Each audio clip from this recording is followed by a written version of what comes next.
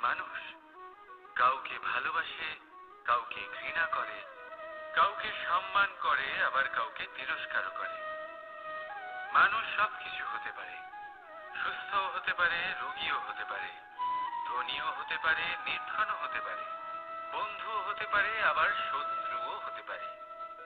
যদি কিছু না হতে পারে তা হলো অস্পৃশ্য, অচ্ছুত, ভগবানের কাছে সব থেকে বড় পাপ। এই যে মানব শরীর, তা ঈশ্বর প্রদত্ত, তা তার মন্দির।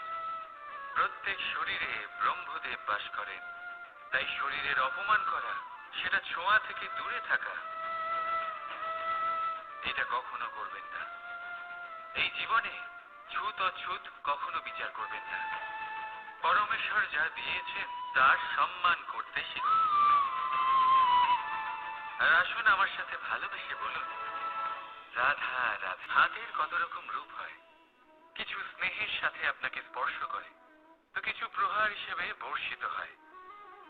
কিছু বন্ধুত্বের নামে আপনার দিকে অগ্রসর হয়, তো কিছু শত্রুতার দিকে আপনাকে টেনে নিয়ে যায়।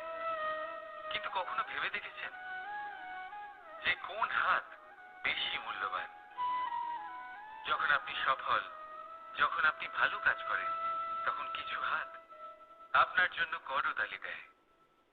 আর কিছু হাত এমন হয় যা আপনার কাঁধ স্পর্শ করে যখন আপনি জীবনে সব থেকে অসফল হন, যখন আপনি ভেঙে পড়েন। তাই করতালি দেওয়া সেই হাত, আপনার প্রশংসা করা সেই হাত, তার থেকে অনেক বেশি দামি সেই হাত যা আপনাকে তখন আশ্বস্ত করে যখন আপনি এমন সময় কাটাচ্ছেন যা আমরা কেউ কাটাতে চাই না। সেটা আপনার সম্বল হয়ে ওঠে, আর এই সম্বলই আপনাকে জীবন অতিবাহিত করার শক্তি প্রদান করে। তাই একে অপরের সম্বল হয়ে থাকবেন, জীবনে সব সময় ভালো থাকবেন। রাধা রাধা। কখনো কোনো বাচ্চাকে দেখেছেন? কত কিছু ঘটতে থাকে তার জীবনে। শৈশব থেকে বেড়ে ওঠা অবধি অসংখ্য অনুভূতি অনুভব করে সে। কখনো পড়ে যায়, কখনো আহত হয়, কখনো জ্ঞান লাভ করে, কখনো কষ্ট সহ্য করে, তো কখনো আনন্দ উপভোগ করে।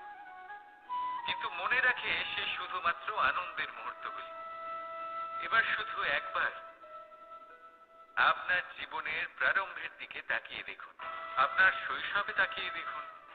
আপনি দেখবেন বেশিরভাগ যেসব স্মৃতি আপনার মনে আছে সেগুলি সমস্ত ভালো মুহূর্তে, খারাপ মুহূর্তে নয়। সেই জন্য শৈশব সব থেকে সুখী হয়, এতে নিশ্চিন্ত থাকা যায়।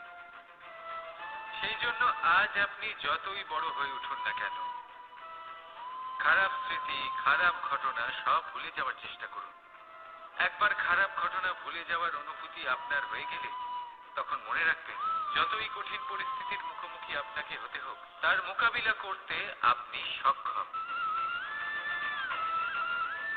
রাধা রাধা। আমি আপনাকে জিজ্ঞেস করি যে এই সংসারে সব থেকে মাহাত্ম্যপূর্ণ বস্তু কি? তাহলে আপনি বলবেন জল। আর একদম ঠিক বলবেন। কিন্তু কোন কারণে? এই জন্য যে সে আমাদের জীবন দান করে? এই জন্য যে সে আমাদের তৃষ্ণা মেটায়? নাকি এই জন্য যে আমাদের দৈনিক কাজ থেকে শুরু করে আমাদের মৃত্যু অবধি কাজে আসে, সব কাজে আমাদের সাহায্য করে? না, এর পেছনে একটা কারণ হলো জলের প্রকৃতি। ভেবে দেখুন, সমুদ্রের এই জল সূর্যের তাপ সহ্য করে বাষ্পীভূত হয়, তারপর উপরে গিয়ে মেঘে পরিণত হয়, তারপর সেই মেঘ রূপে প্রবাহিত হয়ে কোনো পর্বতের সাথে ধাক্কা খেয়ে বর্ষা হয়ে এই পৃথিবীতে বর্ষিত হয়। আর এই পৃথিবীর ধূলিকণা এর মাটিকে নিজের মধ্যে ধারণ করে। মানুষের দ্বারা, অন্য প্রাণীর দ্বারা যে ময়লা ছড়িয়ে পড়েছে তাকে নিজের মধ্যে ধারণ করে, আর তারপর ফের অগ্রসর হয়ে পড়ে সমুদ্রের দিকে, সমুদ্রে মিশে যায়। কিন্তু তবুও আবার বাষ্পীভূত হওয়ার সময় সেই ময়লাকে সে সেখানেই ফেলে যায়, সেই ময়লাকে নিজের সাথে নিয়ে যায় না।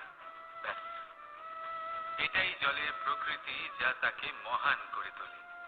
আপনিও আপনার জীবনে আপনার কর্ম করুন, মহান কর্ম করুন, ভালোভাবে করুন, কিন্তু সেই কর্মের সাথে যে অহংকার আসে সেটা নিজের মধ্যে প্রবেশ করতে দেবেন না। তার থেকে ওপরে উঠুন। আপনি নিজেকে জলের মতো হালকা অনুভব করবেন। রাধা রাধা। সবাই বলে চিন্তা করা উচিত নয়, কিন্তু চিন্তা সবাই করে। যিনি বৃদ্ধ ব্যক্তি হন তিনি নিজের অতীতের সাথে বর্তমানের তুলনা করে চিন্তিত থাকেন। একজন যুবক ব্যক্তি ভবিষ্যতের বিষয় চিন্তা করে, নিজের লক্ষ্য কিভাবে পূরণ করা যায় সেই চিন্তায় মগ্ন থাকে। শুধু একজন বালকের না তো তার ভবিষ্যতের চিন্তা থাকে আর না অতীতের দুঃখ থাকে। আর এরকম কেন? কারণ সে শুধুমাত্র বর্তমান নিয়ে ভাবে, আর তাই সে সব থেকে বেশি সুখী। তাই মনে রাখবেন, যদি আপনি আপনার বর্তমানের বিষয়ে ভাবেন, তাতে বাঁচেন, সেটাকে ঠিক রাখেন এবং সেটাকে আরো ভালো করে তোলেন, তাহলে আপনার অতীত আর আপনার ভবিষ্যৎ আপনা থেকেই ঠিক হয়ে যাবে। আসুন আমার সাথে ভালোবেসে বলুন, রাধা রাধা।